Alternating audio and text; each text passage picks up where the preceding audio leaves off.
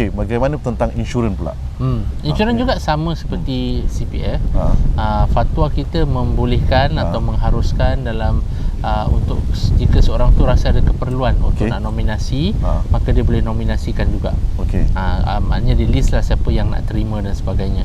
Dan orang yang menerima, orang penama itu atau nomini, dia boleh menerima bahagian itu dengan secara sah dari sudut agama, tanpa perlu untuk dikembalikan kepada faraid. Okey, jadi maknanya kalau sekiranya tiba-tiba kematian suami ataupun kematian isteri ataupun dalam ahli keluarga dan insurans tersebut dapat dan dia boleh mengatakan yang duit tersebut bukan untuk diagihkan secara faraid, dia akan mendapat hak tersebut secara dari sudut fatwanya, penama atau nomini itu adalah orang yang boleh menerimanya dengan sah. Cuma saja di sini kita nasihatkan bila Jawatan Kuasa Fatwa keluarkan fatwa untuk membolehkan seseorang tu faraid buat nominasi insurans kan, dan CPF pun, kita jangan lupa juga, walaupun kita nak letakkan contoh sebagai dalam konteks kehidupan kita hari ini, keutamaannya untuk pasangan dan anak-anak, ya kan, paling mungkin ibu bapa. Tapi kalau kita boleh ketepikan sedikit bahagian untuk adik-beradik, ataupun kita minta kepada penama-penama kita, anak-anak dan pasangan, kalau bapa mati atau mak meninggal dunia, nanti bagilah pakcik-pakcik sikit-sikit. Ini memang tanda ingat lah. Ini tanda ingat, dan juga orang kata tu manis-manis. Sebab dalam Al-Quran memang ada macam itu. Dalam surah An-Nisa, Allah sebut wa idza hadara al-qismata ulul qurba wal yatama wal masakin farzuquhum minhu. Ibn Abbas kata sebenarnya masih wajib hukum ni. Maknanya bila kita seorang meninggal dunia, kita terima. Kita terima harta warisan lah sebagai contoh. Allah sebut, dan bila yang hadir masa tu ulul qurba, maknanya yang anggota keluarga yang tak dapat bahagian daripada faraid, kan, wal masakin, orang miskin, maka Allah kata farzuquhum minhu, bagikan kasih rasa-rasa sikit lah. Pakcik ni ada sikit lah daripada mak dengan bapak punya peninggalan, manis-manis macam gitu. Jadi orang pun terubat rasa. Itu kalau kita mengatakan tentang konteks sama ada CPF atau insurans yang meletakkan nama orang yang terdekat.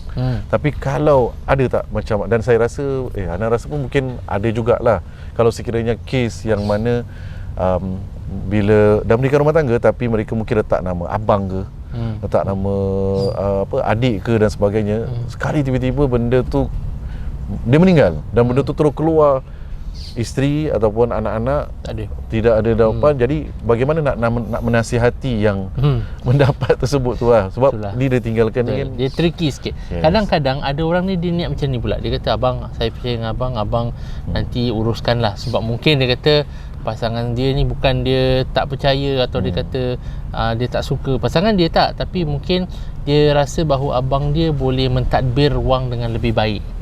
Sebab Ana bagikan contoh terus terang, kalau katakan ada orang yang memang pasangannya tu kuat berjudi, ataupun memang gambling addict, ataupun dia memang kuat belanja, jadi dia tak percaya, dia takut, dia bagikan kepada abang dia. Pertama, itu adalah atas dasar amanah semata-mata. Tapi kedua, kalau kita nasihat kita lah kepada orang yang menerima seperti itu kan, kita ni bila menerima bahagian ataupun harta warisan, kita perlu selalu ingat bahawa kita bertanggungjawab untuk memastikan bahawa tanggungan si mati itu terus terjaga dan terpelihara kebajikan. Maknanya dia datang bukan datang sekadar duit, tapi datang dengan amanah sekali lah. Amanah, tanggungjawab, dan juga keisanan dan pertalian hubungan tu perlu ada. Tak boleh nak ambil duit lari tinggalkan. Jangan. Itu bukan adab kita dalam pembagian. Sebab tu dalam dalam An-Nisa juga surah ayat ke-10, Allah SWT pesan supaya kita ini jangan sampai, hendaklah kita ni takut untuk meninggalkan anak-anak kita dalam keadaan miskin, dan kerana itu kita tidak kemudian mengabaikan tanggungjawab dan menyalahgunakan hak anak-anak yatim. Itu adalah pesan Allah SWT. Jadi bila kita dah ambil duit si mati, ni ada anak-anak yatim ni. Ni ada anak-anak yatim.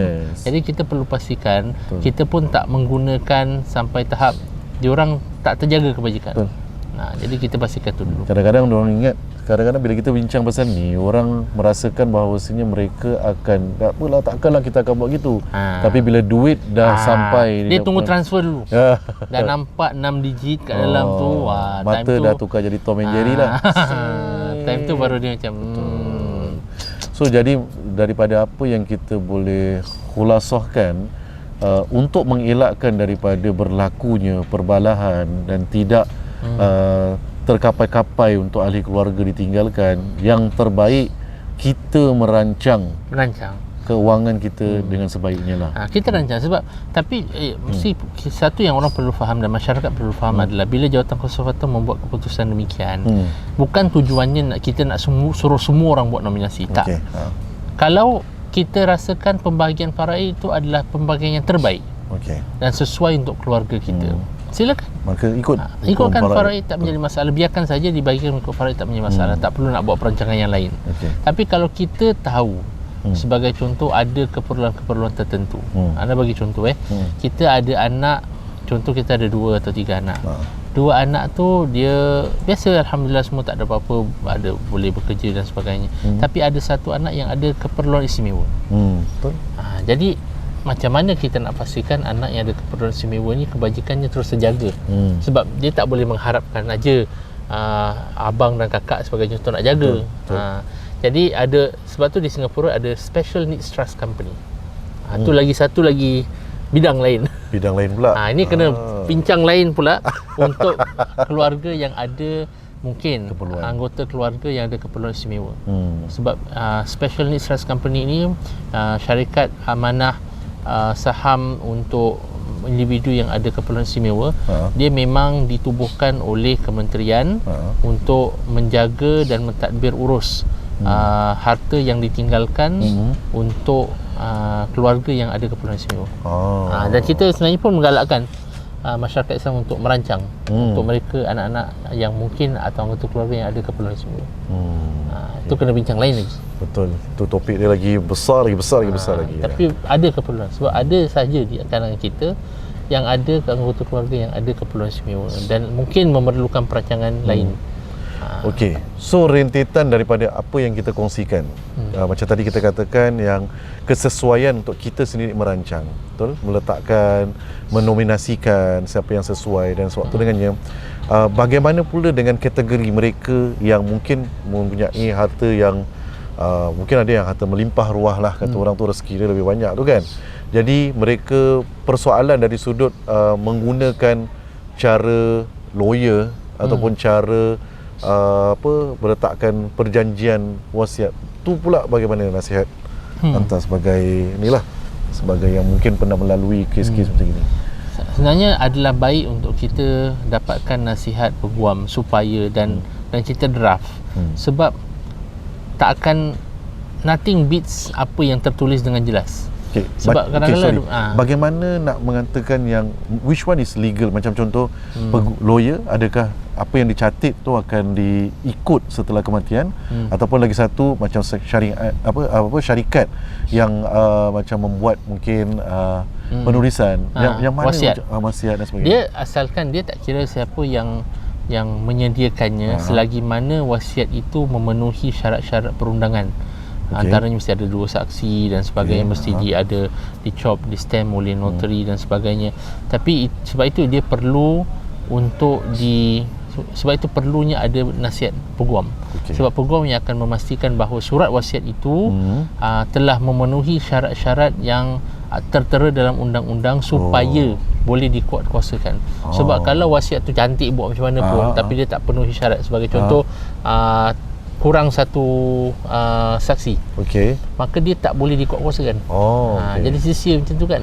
Tapi kalau dari sudut macam keluarga-keluarga ataupun yang kata orang tu ketika hayat mereka berbaik, contoh ada 5 beradik, 5 beradik ni baik kan, ada ibu dengan ayah, dan kemudian ibu ayah panggil semua, kemudian mereka buat surat perjanjian, maka hanya surat itu bertulis ataupun di type sendiri.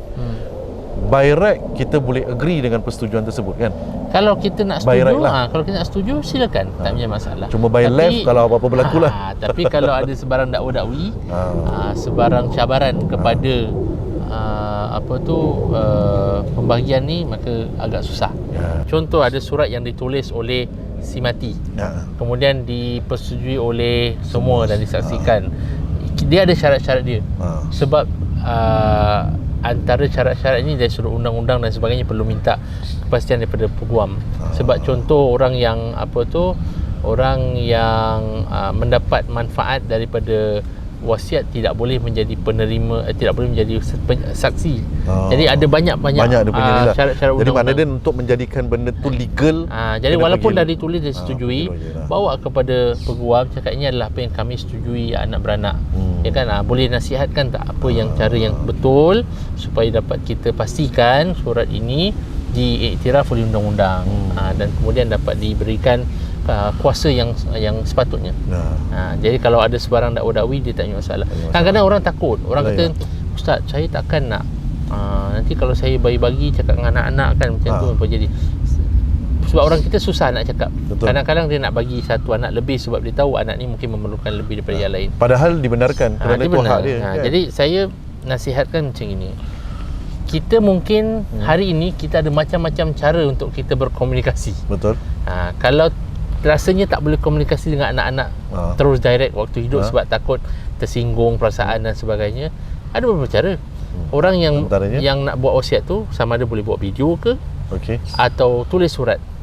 Terangkan kepada mereka kenapa baba atau mama sebagai contoh buat macam gini. Mana dia rekod dululah. Dengan ini saya kalau dulu kan cerita lama-lama buat video kan. Jadi Sulaiman Akhlaqan tak ada, dia nampak mimpi je. Jadi tapi sekarang boleh ada video rekod supaya apa? Anak-anak boleh faham. Dari from where the mother atau father is coming ke, dia tahu pertimbangan-pertimbangan dia. Itu yang baik lah sebenarnya, supaya mereka pun boleh faham. Kalau tidak, sebab kadang-kadang takut terjadi apa tahu, bila ada pembahagian yang tak sama rata sikit, nanti dia jadi pergiseran, singgung, kecil hati, buang muka, raya tak datang, dan sebagainya lah. Kau dapat lebih, kau buat lah. Aku dapat sikit. Kau buat lebih, kau pergilah buat dapur dia, Betul, bayar lebih. aku tolong itu. This is benda yang reality berlaku. betul. Jadi akhirnya kita perlu ingat, apa pun kita dapat daripada warisan, banyak atau sedikit, itu asalnya bukan harta kita. Betul. Mula-mula tak ada pun. Tak ada. Jadi apa dapat tu kira bonus lah. Yalah, Banyak ke rezeki sikit lah. ke, masing-masing. Jangan biarkan jumlah tersebut menjejas hubungan kita yang masih hidup. Itu perlu kita selalu berwaspada lah. Betul. Jaga. Sebab not worth it. Kita je lah, keluarga kita je. Kalau dah pasal duit kita gaduh, buat apa kan? Tak indah, tak cantik. Kalau kita boleh mampu nak bagi sama rata, bagi. Ada adik-beradik macam tu. Contoh, dia bagi faraid. Betul. Abang dapat lebih daripada adik perempuan sebagainya. Tapi akhirnya orang kata, okey tak apa, kita campur balik semua, kita bagi sama rata. Dengan syarat semua kena redha lah. Semua redha. Semua setuju lah. Bagi sama rata. Betul. Ada adik-beradik macam itu, dan semakin ramai yang buat macam tu. Sebab pada dia orang macam tak apalah, kita semua sama-sama jaga mak atau bapak. Ada juga yang kira tak apalah, kita dah kumpulkan tapi kita serahkan kepada isteri, contohnya isteri ada mati macam kan. itu, betul. Maknanya tak apa, kita tak payah ambil lah, biarlah kau. Ada adik-beradik macam itu. Adik-beradik kata tak apa, ni aku mau ambil semua, sebab dia tahu. Dia tahu akhirnya walaupun dia adik-beradik dapat bahagian, tapi dia adik-beradik tak boleh nak jaga, berikan perhatian sepenuhnya kepada anak saudara. Itu realiti kehidupan kita. Kita bukan tinggal tu kampung rumah sebelah. Betul.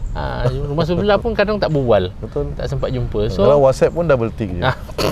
kalau ada, kalau dia dah tak ada, blue tick je. Kalau kita buat nazar, kita kemudian nak tukar nazar kita, itu nanti ada kafarahnya dan sebagainya. Jadi Yelah. jadi kita perlu tahu.